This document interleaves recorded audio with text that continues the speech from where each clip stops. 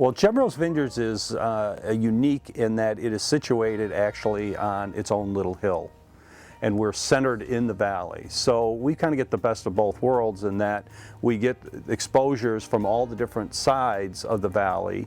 We get different sun, different wind exposures, and we have the ability of having slopes, hillside slopes and valleys. So in determining what we wanted to do when we planted the vineyard, we looked at all the various locations, and what we found was that we had 4 distinct vineyard sites, and appropriately we named each one according to their location and what distinguished those vineyards. Probably the most prominent and memorable one is the hill itself, and we named it Cardiac Hill, and people always ask, well, how did you come up that? Were you in the medical field? And I say, no, all you have to do is walk up and down the hill a couple times and you'll understand.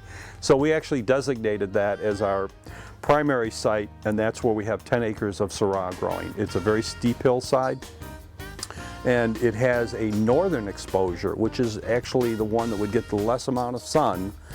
But in the case of growing the Syrah grapes, it adds an extra element to the wine in that it will have a longer growing season and develop a lot more complexity in the aromas and in the flavors of the wine.